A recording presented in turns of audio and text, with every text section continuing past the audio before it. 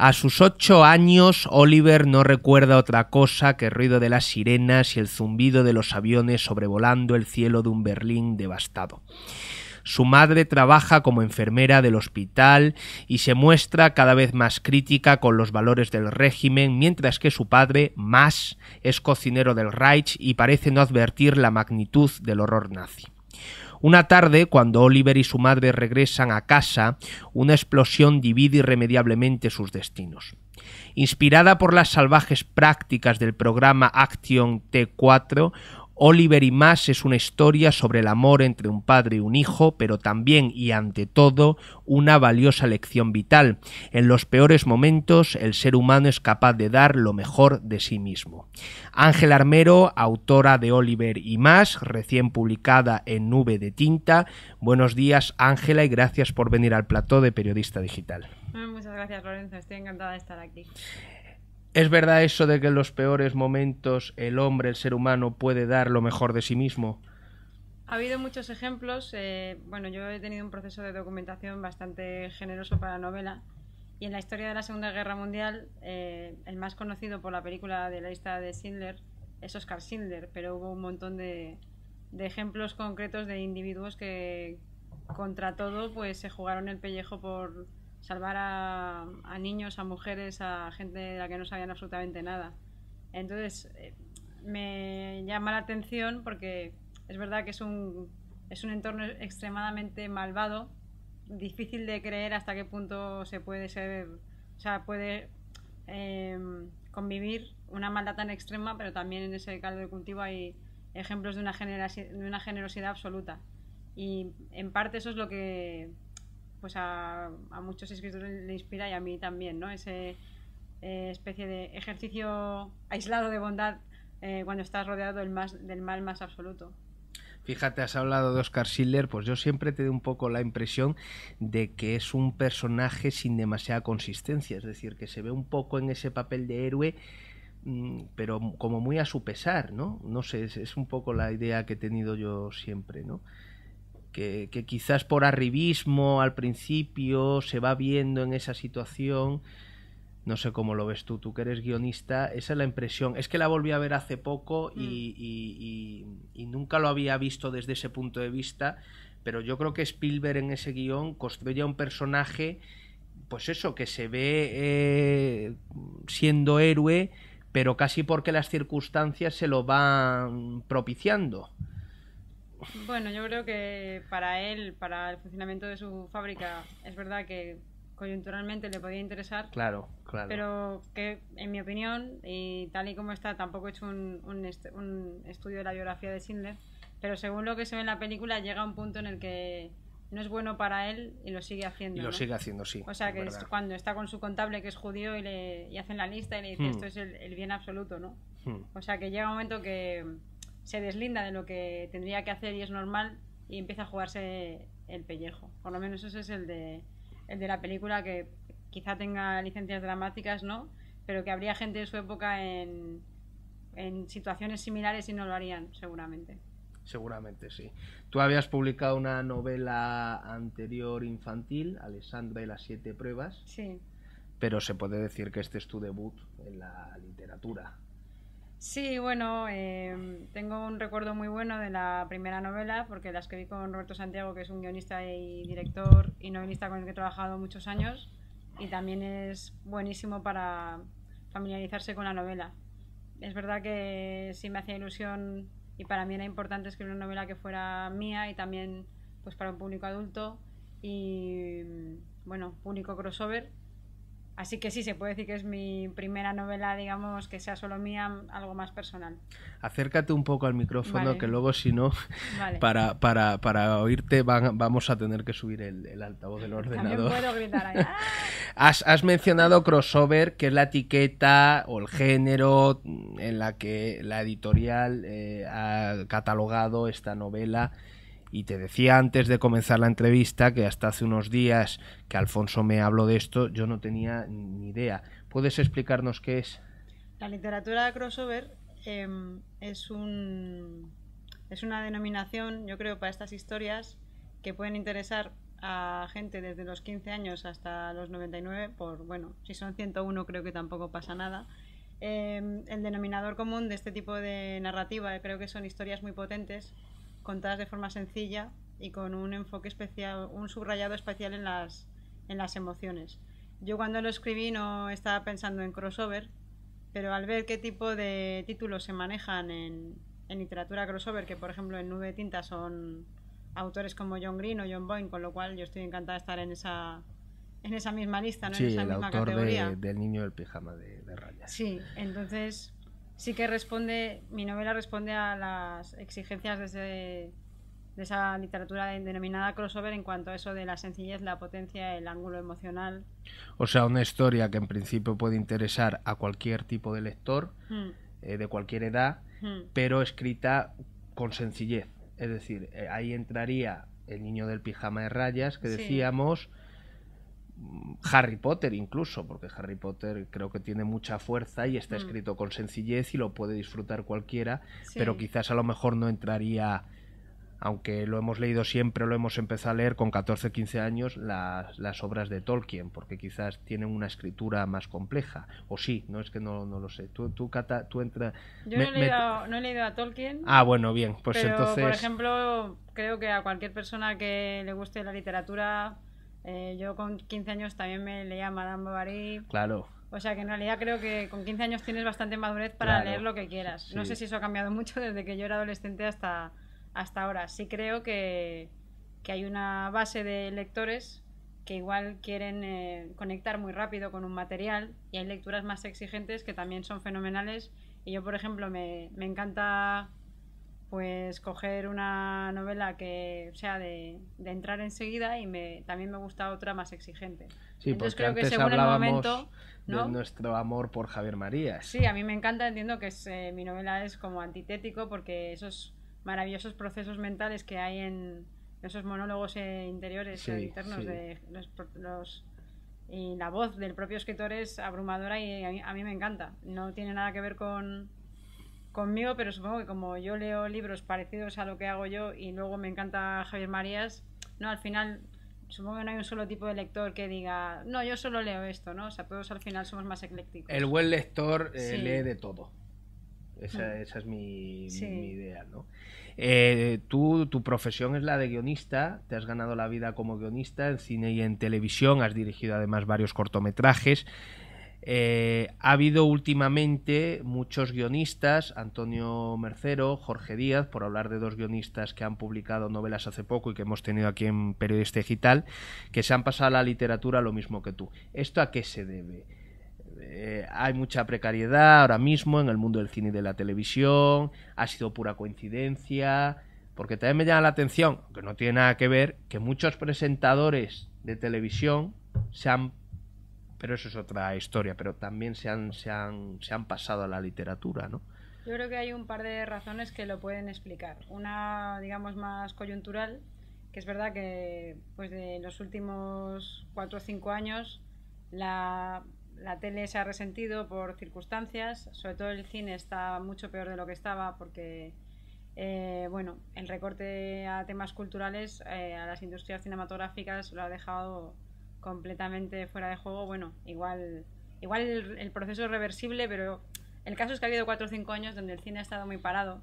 Entonces el cine, para los guionistas en general, siempre ha sido como una válvula un poco para desarrollar historias más personales. Entonces hemos percibido que esa válvula se ha cerrado. Entonces necesitábamos como un nuevo escape para expresar esas historias más personales. Y con esto voy con la segunda razón, que es que en televisión normalmente, y bueno, igual te lo han contado también Jorge o Antonio, normalmente uno trabaja de una forma muy pautada, no diría sin libertad, pero pues uno entra en una serie, no puedes hacer algo que no sea propio de esa serie. Entonces si quieres contar una historia muy personal y el cine está un poco en horas bajas, la novela se te revela como una posibilidad estupenda donde puedas tú desarrollar la historia que tú quieras sin escuchar demasiadas opiniones.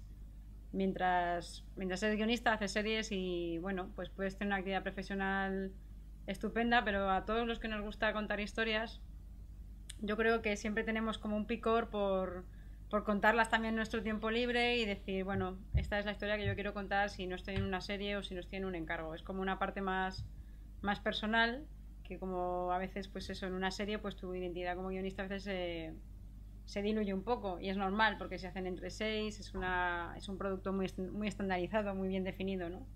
Entonces creo que a un guionista una novela le da un poco la ocasión de expresar su individualidad. Fíjate, y por eso nos gusta tanto. Hemos hablado de guionistas de televisión, pero Sí. también hay ejemplos de directores de cine. Julio Medem ha escrito, ha publicado una novela. Fernando León de Aranoa ha publicado, un libro de cuentos, le entrevisté ¿no? yo sí hace año y medio en Sis Barral, un libro de cuentos. Ahora me acaban de dar la novela que acaba de publicar en Planeta, Les de la Iglesia, que había publicado hace muchos años aquella de Payasos en la lavadora, y ahora ha vuelto a escribir otra. ¿En algún momento se te pasó por la cabeza o tienes la intención de hacer un guión con la historia que cuentas aquí para cine o televisión?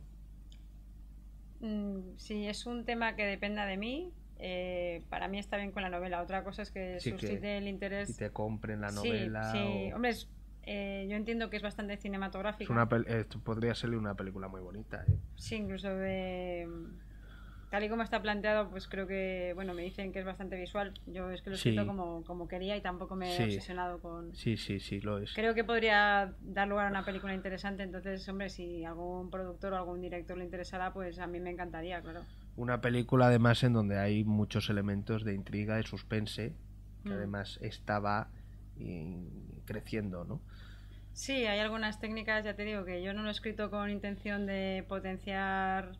Son cosas que salen porque el proceso de escribir una novela es como muy mágico. En un guión estás siempre más consciente de las herramientas porque, bueno, no sé, también porque lo tienes más natural. En cambio en esta pues hay algunos momentos en el que no se cuenta la información y eso creo que con el juego de puntos de vista que hay, ese no saber te genera más ganas de leer, ¿no? Y eso lo veo con distancia ahora y digo, pues está bien, me gusta haberlo hecho así, pero no fue consciente. Me refiero que estas herramientas, estos recursos, son herramientas de tu profesión, ¿no? O sea, eso te habrá servido a la hora de escribir esta novela, ¿no? Son tics del buen guionista, ¿no? Sí, creo que la literatura de guionista habrá sus excepciones, me imagino.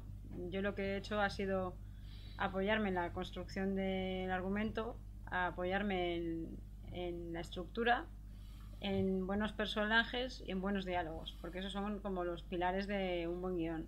Es verdad que la literatura es más compleja, que la forma es mucho más exigente. Entonces yo me he apoyado en mis puntos fuertes, digamos, entre comillas, de guionista, y lo que he tenido que reforzar mucho y hacer, lo que para mí ha supuesto un reto ha sido la forma. Porque en los guiones, como son más herramientas de trabajo, la forma tienes que cuidarla, pero no es un fin en sí mismo. Entonces, claro, tienes que como estar preocupado por cada palabra y ese ha sido el salto de exigencia de los guiones a la novela. Azcona, que quería ser antes de ser guionista, quiso ser escritor y de hecho ya sabes que escribió algunas cosas y tal breves, alguna novela y cuentos y tal, bueno, El pisito, Los ilusos, tal. Decía que había abandonado la literatura y se había pasado al cine porque lo que más le costaba a la hora de hacer literatura, a la hora de escribir novelas, era el hecho de adjetivar, por ejemplo. Claro, todo este tipo de cosas que en un guión no están, ¿no? Está, pero de una forma más utilitaria. De otra forma, claro, una forma más bruta. Sí, dices, necesito, pues lleva un vestido rojo porque juega en... Pero si no, pues dices un vestido. Y si no, ya la gente del equipo de vestuario pues se encarga de buscar un vestido, ¿no? En cambio, una novela, pues podrías estar 5 páginas hablando de ese vestido, adjetivando el paisaje. Entonces sí que es verdad que es un reto porque no estamos acostumbrados a la descripción tan prolija, no estamos acostumbrados al discurso interior, ¿no? Porque nosotros... A la psicología, que eso es algo que tiene la literatura que en el cine, que es mucho más fácil de conseguir que en el cine, porque en el cine ya sabes que la voz en off es muy difícil de hacer bien, y esas películas introspectivas, psicológicas y tal, pues hacerlas bien resulta muy difícil. De hecho suelen ser un poco aburridas, por no decir muy aburridas. Si no lo haces bien, sí. Claro, y en la literatura, sin embargo, sí cuentas con esa baza, ¿no? Que puedes explicar perfectamente cómo siente un personaje, y en el cine o en la televisión me figuro que eso tendrás que transmitirlo a través de sus actos. Exacto. No Y es son... mucho más difícil en ese sentido. Sí, en la buena escritura cinematográfica uno intenta mostrar, no contar. Claro. En cambio, en la literatura también intentas no ser explicativo con todo absolutamente lo que piensa, pero el hecho de poder decir, venga, pues ahora me voy a meter en la cabeza de este personaje. Claro, qué triste estoy, pensó es Pepito. maravilloso. Claro. Te hace, o sea, es verdad que hay muchas cosas que no puedes hacer pero en la posibilidad de decir, venga, voy a viajar a la cabeza de este personaje, cómo se siente, si tiene dolores, o sea, cosas realmente como de sensaciones de subjetividad que le dan mucho poder luego a la experiencia, yo creo. Has dicho, el cine hay que mostrar más que contar. Me acaba de venir a la cabeza el comienzo de Seven, cuando aparece Brad Pitt y Morgan Freeman, cada uno en su casa, cada uno en su paisaje, cada uno en su ámbito. El mero hecho ya, o sea, la forma en la que sale Morgan Freeman colocando sus trajes, planchándolos con la mano, poniéndolos en la percha, tal cual, ya te está diciendo muchísimo acerca de ese personaje. Sí. Y cuando aparece la casa del otro, que creo recordar que era una cochambre, la perros, cama, jergones de feria, luego por allí los perros, no sé qué, lo que te está hablando, aquí hay dos personajes que son la antítesis en la forma de ser y de conducirse, ¿no? Sí. Nosotros intentamos, como guionistas, sobre todo la presentación de los personajes, pues buscarle un marco, buscarle una acción o pues que se encuentre en un momento que sea muy significativo de su vida. Por ejemplo, en El Gran Lebowski, la peli de los hermanos Coen, la primera vez que aparece Lebowski está pues vestido con una especie de bata y en calzones comprando un cartón de leche que paga con un cheque.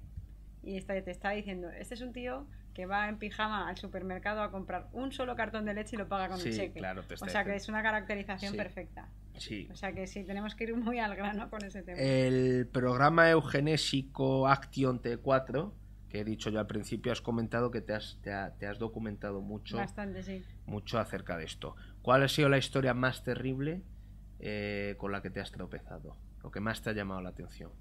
Dentro de todo lo que ya sabemos, porque hay muchas películas acerca del tema y tal, pero un descubrimiento tuyo. Algo que te haya dejado hecha polvo. Me dejó un poco hecha polvo la primera vez que estaba en Berlín y caí en una exposición de este tema, y ya el mismo hecho de que hubiera una operación con el objetivo sistemático de eliminar enfermos es aterrador. Pero de hecho uno de las primeras víctimas fueron niños, y a los niños pues se les subía en unos autobuses que se suponía que eran de una fundación caritativa y les decían que les iban a llevar a jugar con ponis, ¿sabes? Entonces es como un cuento de terror, ¿no? Hay un momento en la novela que aparece el cuento de Hansel y Gretel, entonces me pareció aterrador como aterradores eran estos cuentos que nos contaban cuando éramos pequeños, ¿no? Pues que son historias absolutamente terribles. Entonces me pareció que era como un cuento de terror que había sucedido. Y la idea de decirle a un niño, de llevártelo y decir, te voy a llevar a jugar con un pony o vas a tener amiguitos en el otro lado, me dejó alucinada. Y luego hay muchas historias, también la gente que estaba implicada en esta, pues los médicos, las enfermeras, los celadores, tenían el juramento de no decir nada. Si decían algo también, pues se los llevaban al centro o les disparaban o lo que fuera. Y pues luego los parientes de esta gente internados en los centros del Action T4 preguntaban por sus familiares y tenían todo alrededor. Me ha llamado mucho la atención que tenían toda una oficina de desinformación alrededor. Pues les decían que sus familiares estaban bien o que habían muerto de una infección, de un virus, cuando en realidad habían sido asesinados, ¿no? Es terrible. Y luego pues estos autobuses que iban había un comité que llevaba autobuses a los hospitales, a los sanatorios, para ver quiénes podían participar o ser víctimas de este programa, y el autobús lo fletaba una especie de fundación que se llamaba de cuidados caritativos. O sea que es todo como un ejercicio de una mentira de Estado brutal. Que luego también había cosas pues terribles, de decir, pues si alguien sabía que tenía un diente de oro, le dibujaban una cruz en la espalda para luego saber que se lo tenían que quitar. O sea, no son cosas que luego no se vieran en la solución final, en los campos de concentración, pero el hecho de una maldad de forma tan sistemática, ¿no? Que no es alguien que se enfada con otra persona y le dispara un tiro, sino que es alguien que fríamente dice cuál es la manera más eficiente de matar miles de personas. Eso a mí personalmente es lo que más me aterra. Lo de H-Man y luego todo lo que hizo el libro este de la banalidad del mal de Hannah Arendt, que hace poco también se hizo una película sobre los juicios de H-Man y tal. Sin ánimo de desvelar demasiado acerca del argumento, podemos decir que a este niño, a Oliver, se lo llevan a un sitio de estos, que el padre, que es un cocinero y que está convencido de las bondades del régimen nazi, se entera de lo que le van a hacer a su hijo, de lo que le va a pasar, y entonces es una búsqueda, es un viaje del padre en busca del hijo para salvarle la vida. Y en esta búsqueda, en este viaje, al padre se le va cayendo la venda de los ojos, ¿no? Sí, por eso me gustó combinar los dos puntos de vista. Ahora comentamos eso, sí.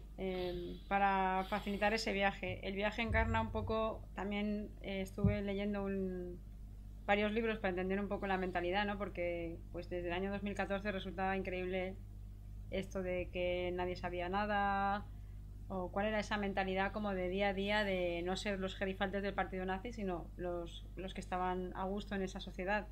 Y es verdad que se decían un montón de mentiras, no se hablaba de los campos y del exterminio sistemático, se decía que los judíos iban a ser reasentados. O sea, había un montón de mentiras alrededor de eso. Pero creo que por eso es poderoso coger o sea, me servía a los fines a donde yo quería llegar con la novela, de decir, pues una persona que está identificada con ese régimen, que trabaja en el propio corazón de la Cancillería del Reich, cómo hace ese viaje del relato oficial al horror. Sí, a la verdad. A la verdad. Y en un marco también muy, muy emocional, ¿no? De repente es cosa tuya, ¿no? Porque antes era solo cosa de los demás. Ese punto de vista está muy conseguido, porque a veces se comete el error de escribir novelas históricas o novelas que están ambientadas en un determinado hecho, tiempo histórico y tal, con la visión que tenemos de hoy. Y claro, no puedes escribir una novela sobre el antiguo Egipto con la visión que tenemos en el siglo XXI hacia los derechos humanos, etcétera, etcétera, ¿no? Sí. Y claro, ahora ya se saben muchísimas cosas que entonces pues mucha gente desconocía, ¿no? Sí. Y luego, te he dicho antes de comenzar, la mirada del niño me ha parecido un gran acierto y me figuro que es muy difícil de conseguir. Está muy conseguida la mirada del niño. ¿Cómo te has, no sé si tienes niños cerca o si has, no sé, cómo... Gracias. Porque me has dicho antes, sí, me costó, fue difícil tal conseguirla. Fue difícil, las dos fueron difíciles. La voz del niño la escogí porque me permitía explicar las cosas de manera sencilla y también me permitía mostrar todo aquello que no entendía a su alrededor, que es mucho. Y es casi, no es como lo de las sombras, ¿no? Te da más miedo la sombra que el monstruo, ¿no? Todos esos vacíos que hay a su alrededor son mucho más tétricos que la manifestación del mal en sí. Entonces me gustaba contar lo que entiende y lo que no entiende. Me pareció que era la voz adecuada. Mi primera novela que escribí infantil me permitió un poco meterme en ese tipo de subjetividad infantil y creo que eso me ha ayudado, ¿no? Y es verdad que la voz infantil cuesta mucho hasta que, ¿no?, le das muchas vueltas, ¿no? Pues hay algunas expresiones que diría, otras que sí, otras que no, otras cosas que no entendería. Un niño de la época también. Claro. Entonces, si te ha parecido que está conseguido, pues me alegro, porque era uno de los retos del libro. Estoy recordando ahora que en los últimos años han salido bastantes novelas también sobre padres e hijos, sobre esa relación. La carretera de Cormac McCarthy, creo recordar que era un padre y un... Sí, era un padre y un niño. Sukan Island, también. La novela de José María Merino, El río del Edén, también está protagonizada por un padre y el niño tenía síndrome de Down. Estoy recordando una novela, esa es mucho más antigua, de William Saroyan, que creo que se llamaba ¿Dónde estás, papá? Realmente es que las historias protagonizadas por padres y por hijos tienen muchísima fuerza. Sí, creo que hay un... Porque estamos además condenados a entendernos con nuestros padres, y siempre parece que entre los padres y los hijos hay un abismo insalvable a veces, ¿no? Sí, creo que como lector te gusta leer cosas que hablen de ti, entonces la experiencia humana tiene tanto que ver con la familia, Claro, con los madres, con los claro. padres, con los hijos, que pues hay un montón de temas, ¿no? Igual que el amor entre hombres y mujeres, también el amor familiar o las complejidades de la familia, creo que como todos convivimos con ello, ¿no? Cuanto más común es, más posibilidades de conectar con cualquiera tienes, porque todo el mundo entiende lo que es querer a tu padre o que tu padre no te quiera, y lo mismo con tu hijo o con tu hermana o con... O sea, la familia sigue siendo un tema muy, muy poderoso. Creo que es muy difícil leer un libro que hable a corazón abierto de una familia y que como ser humano no te interese, ¿no? El tono de la novela oscila. También me parece que tiene que es difícil, que tiene mucho, porque oscila entre la fábula, entre lo a veces entre lo entrañable, lo emocionante y lo terrible. Mm, Está ahí. No sé sí, si esa sí. voz, ese tono te salió desde el primer momento o ha sido un trabajo gradual, ¿no? Creo que la variedad te la dan los dos puntos de vista. Claro. Mm. El punto de vista igual un poco más visceral es el del niño, porque está muy en contacto con esos temas también de los que yo quería hablar, pues el miedo, sobre todo. El miedo a la pérdida de los padres, que como cuando somos niños y bueno, cuando crecemos también es algo que nos resulta, no, los miedos más primarios, el miedo a perder a los padres, el miedo a la soledad, el miedo al desamparo, el miedo a la muerte en algunos momentos, que aunque es un niño, pues tiene ese miedo total también, ¿no? El miedo a no entender lo que está pasando. Me gustaba mucho hablar de esos miedos, y eso combinado con las características estas de que hablábamos, que parece un cuento gótico de terror, pues sí me da un poco ese aire un poco de fábula, ¿no? El niño tampoco puede pensar. O sea, es tan terrible que el niño no puede pensar ni en su peor imaginación cuál es la magnitud de lo que hay a su alrededor.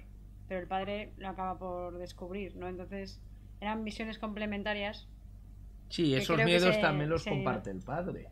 Sí, lo que pasa es que El los miedo a la comparte, muerte, el miedo a la sí. soledad, lo que pasa que desde el punto de vista del padre hacia su hijo. Sí, el padre de repente, bueno, es un viaje porque, bueno, también por no desvelar mucho, pero pasa por muchos momentos emocionales muy, muy diversos el padre, pero sí, también es una persona que se ve obligada a convertirse en alguien que no es para, o sea, que de repente se da cuenta de que forma parte de algo monstruoso y tiene que luchar contra sí mismo, contra una parte de sí mismo, y luego, pues casi convertirse en una persona diferente para poder salvar a su hijo, ¿no? Aparte de Javier Marías, Jorge Díaz y Antonio Mercero, ¿qué otros escritores te gustan? Pues soy muy ecléctica para mis lecturas. Me gusta mucho Paul Auster, me gusta mucho Truman. A mí me encanta. Se ha puesto de moda meterse con él y no lo puedo entender. Yo me gusta además desde El País de las Últimas Cosas, A mí que me... fue lo sacó en el año 97. O sea que a mí todo lo que me digan eso a estas alturas, que me los he leído casi todos, bueno, respeto de las opiniones, por supuesto, pero yo no lo No, es comparto. que cuando en España lo publicaba Júcar y lo leíamos Cuatro Gatos, que yo leía ahí la trilogía de Nueva York, había muchos mandarines que lo ponían por las nubes. Claro, Y cuando empezó a tener éxito, sí. ya empezó a ser bestseller, porque en España lo lee muchísima gente, pues ya entonces no me gusta. Mm. Y estas últimas novelas, eh, que también oigo a gente que dice, no, a mí me gusta el primer Paul Auster, el último no me interesa tal. Invisible, por ejemplo, no sé si lo habrás leído, Invisible me me parece fascina. Y de hecho lo que hace con maravillosa. Invisible, con los puntos de vista, Bueno, no diría que es una inspiración, pero me parece que es un manejo de los puntos de vista increíble. Cómo sí, pasa de sí, sí. primera, segunda y tercera persona, me parece un ejercicio Con muy ese altísimo. manuscrito, con ese narrador que piensa que es el protagonista y luego resulta que no lo es, que es el amigo de la facultad, no sé qué, que luego todos esos cambios, esos puntos, esas voces también las utiliza en Sunset Park, Mm, que sabes que sí. aparece un montón de personajes en esa casa que están ocupas, y...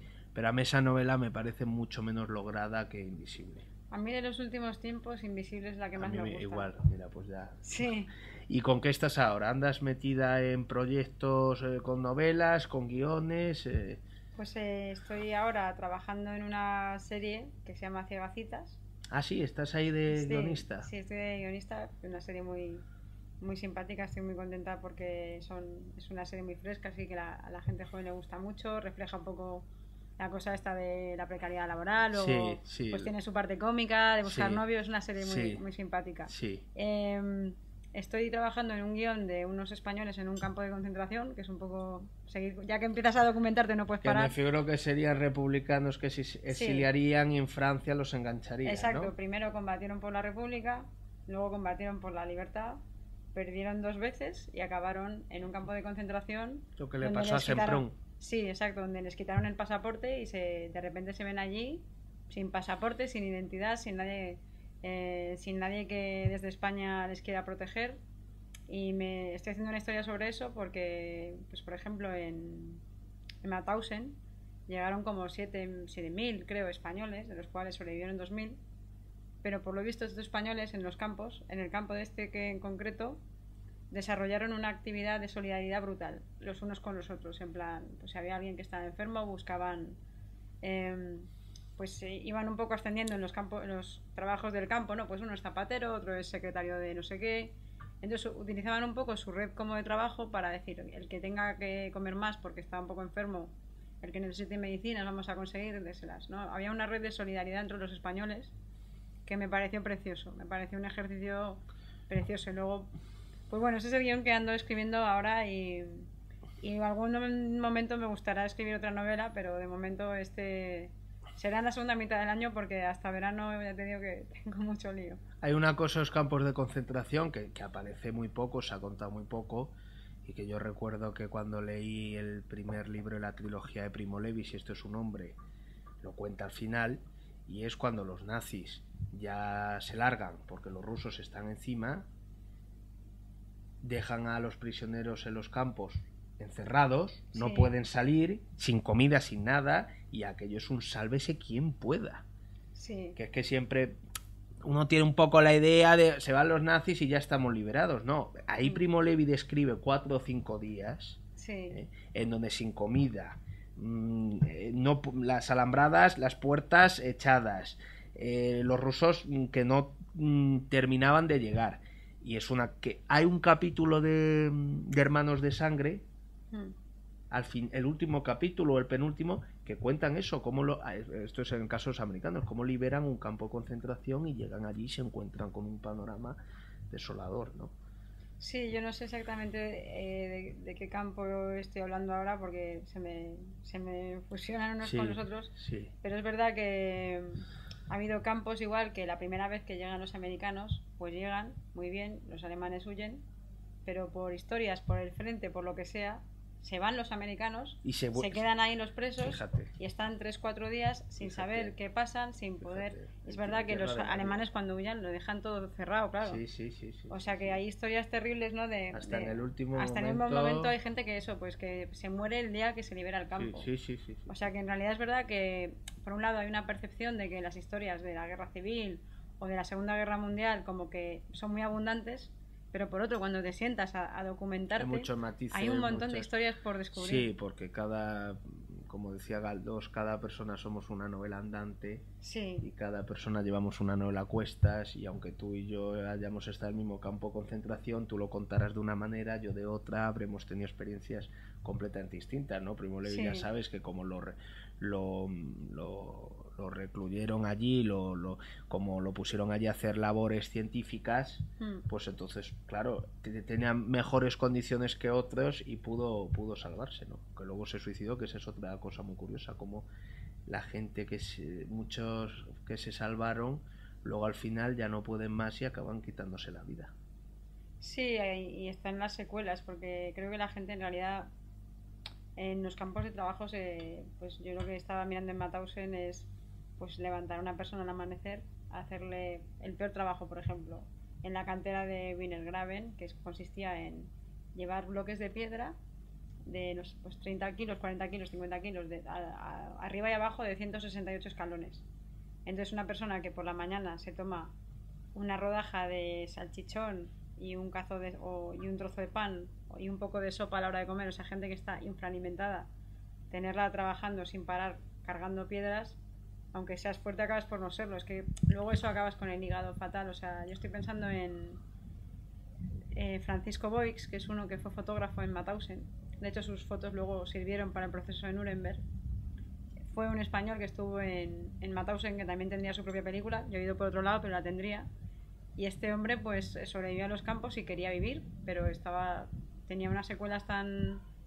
O sea, era una persona muy vital, pero las secuelas le acabaron por matar pues 3 o 4 años después de ser liberado. Y luego hay gente pues que en el extremo contrario, si ves estos documentales, que hay algunos sobre españoles en Mauthausen, creo que de Informe Semanal hay uno muy bueno. Sí, está además colgado en YouTube. Sí. Y hay gente muy mayor, ¿no? Sí, que dices, sí. es curioso que esta gente que ha tenido un sufrimiento físico extraordinario y una tortura mental brutal, aún así pues pueden llegar a edades tan longevas, 90, 100. Eso es increíble. Y a mí o sea, casi parecería mucho más lógico que con una vida así hubieran muerto mucho más jóvenes. Sí.